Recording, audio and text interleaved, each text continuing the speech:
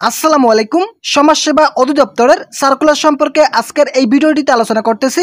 আপনাদেরকে ভিডিওটি প্রথম থেকে শেষ পর্যন্ত দেখার জন্য অনুরোধ রইল এবং যারা আমাদের চ্যানেলের নতুন সদস্য রয়েছেন তারা অবশ্যই চ্যানেলটি সাবস্ক্রাইব করে পাশে থাকা বেল আইকনটি অল করে দিন। তো বন্ধুরা, এখানে দেখতে পারতেছেন সমাজ কল্যাণ মন্ত্রণালয়ের অধীন সমাজসেবা অধিদপ্তরে নিম্নবর্ণিত শূন্য পদে নিয়োগের নিমিত্তে সকল জেলার প্রকৃত বাংলাদেশী নাগরিকের নিকট হতে সরকারি নির্ধারিত ফর্মে অনলাইনে আবেদন করতে দরখাস্ত আহ্বান করা যাচ্ছে। তো বন্ধুরা, এখানে প্রথম যে পদটি রয়েছে পদের নাম হাউস প্যারেড কাম টিচার। অস্থায়ীভাবে আপনাদেরকে নিয়োগটি প্রদান করা হবে। বেতন প্রতি মাসে 16,000 টাকা থেকে 38,640 টাকা প্রদান করা হবে। পদ সংখ্যা রয়েছে 13টি। শিক্ষাগত যোগ্যতার ক্ষেত্রে কোনো শিক্ষিত বিশ্ববিদ্যালয়তে দ্বিতীয় শ্রেণী স্নাতক ডিগ্রি সহ bachelor of special education degree pass থাকলেই এই পদের জন্য আবেদন করার সুযোগ রয়েছে। তবে শর্ত থাকে যে ব্রেইল পদ্ধতিতে কম্পিউটার চালানোর বাস্তব অভিজ্ঞতা সম্পন্ন প্রার্থীদের অগ্রাধিকার প্রদান করা হবে। এই পদের জন্য বাংলাদেশের সকল জেলা থেকে আবেদন করার সুযোগ রয়েছে।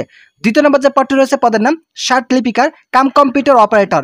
স্থায়ী রাজস্বতে আপনাদেরকে নিয়োগটি প্রদান করা হবে। বেতন প্রতি মাসে 11,000 টাকা থেকে 26,590 টাকা প্রদান করা হবে। পদ সংখ্যা রয়েছে 10টি। শিক্ষাগত যোগ্যতার ক্ষেত্রে অনুমোদিত যে কোনো শিক্ষা বোর্ড হতে এইচএসসি বা সমমান পাস থাকলে এই পদের জন্য আবেদন করার সুযোগ রয়েছে।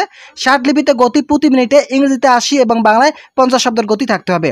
এছাড়াও কম্পিউটার মুদ্রা গতি ইংরেজিতে 30 এবং বাংলায় 25 শব্দের গতি থাকতে হবে। এই পদের জন্য বাংলাদেশের সকল জেলা থেকে আবেদন করার সুযোগ রয়েছে।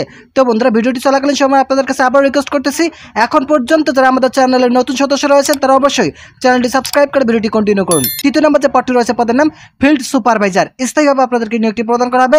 বেতন প্রতি মাসে 10,200 টাকা থেকে 24,680 টাকা প্রদান করা হবে। পদ সংখ্যা রয়েছে 50টি। শিক্ষাগত যোগ্যতার ক্ষেত্রে কোনো শিক্ষিত বিশ্ববিদ্যালয় হতে ন্যূনতম দ্বিতীয় শ্রেণীর স্নাতক ডিগ্রি এবং কোনো শিক্ষিত প্রতিষ্ঠান হতে কম্পিউটার চালানোর প্রশিক্ষণ প্রাপ্ত হতে হবে।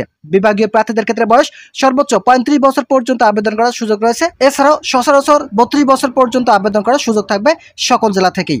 এরপর গুরুত্বপূর্ণ যে পদটি রয়েছে ইউনিয়ন সমাজকর্মী। স্থায়ী রাজস্বতে ইউনিয়ন সমাজকর্মী পদে জনবল নিয়োগ প্রদান করা হবে।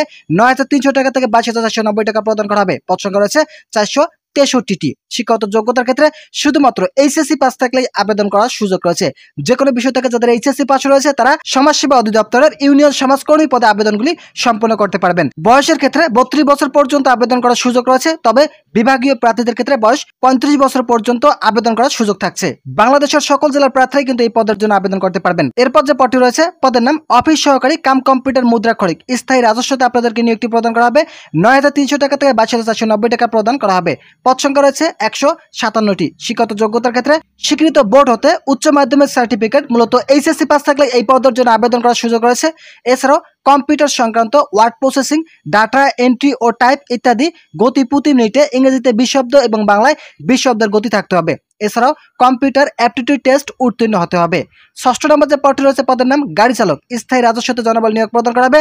পদ সংখ্যা রয়েছে 12টি। শিক্ষাগত যোগ্যতার ক্ষেত্রে অষ্টম শ্রেণী পাস থাকলে আবেদন করার সুযোগ রয়েছে এবং যাদের ভারী যানবাহন চালানোর বৈধ ড্রাইভিং লাইসেন্স রয়েছে তারা কিন্তু এই পদের জন্য আবেদন করতে পারবেন। অভিজ্ঞতা সম্পন্ন প্রার্থীদেরকে অগ্রাধিকার প্রদান করা হবে।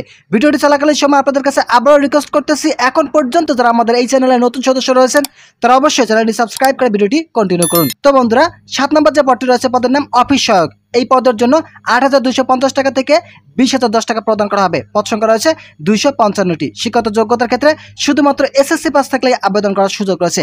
যে কোনো প্রতিষ্ঠান থেকে এসএসসি পাস থাকলে আবেদন করতে পারবেন। বাংলাদেশের সকল জেলার নারী পুরুষ উভয় প্রার্থীরা এই পদগুলিতে আবেদন করার সুযোগ পাবেন। তো বন্ধুরা, এই সার্কুলারটি এখন পর্যন্ত প্রক্রিয়াধীন অবস্থা রয়েছে। এই সার্কুলারটি মে মাসের প্রথম সপ্তাহে প্রকাশিত হতে যাচ্ছে। তো যারা এই সার্কুলারটি পেতে ইচ্ছুক তারা অবশ্যই চ্যানেলটি সাবস্ক্রাইব করবেন, যাতে আগামী মে মাসের প্রথম সপ্তাহে এই সার্কুলারটি প্রকাশিত হওয়ার সাথে সাথেই আপনাদের কাছে নোটিফিকেশন পৌঁছে যায় এবং আপনারা সেই সার্কুলার দেখে আবেদনগুলি সম্পন্ন করতে পারবেন। এছাড়াও আমাদের চ্যানেলে আবেদন করার পুরো প্রসেস দেখিয়ে দেওয়া হবে কিভাবে আপনারা সমাজসেবা অধিদপ্তরের ইউনিয়ন সমাজকর্মী পদ সহ বিভিন্ন পদে আবেদন করতে পারেন। তো বন্ধুরা, আজকের এই ভিডিওটি পর্যন্ত ভালো থাকুন, সুস্থ থাকুন এবং অবশ্যই চ্যানেলটি সাবস্ক্রাইব করতে ভুলবেন না।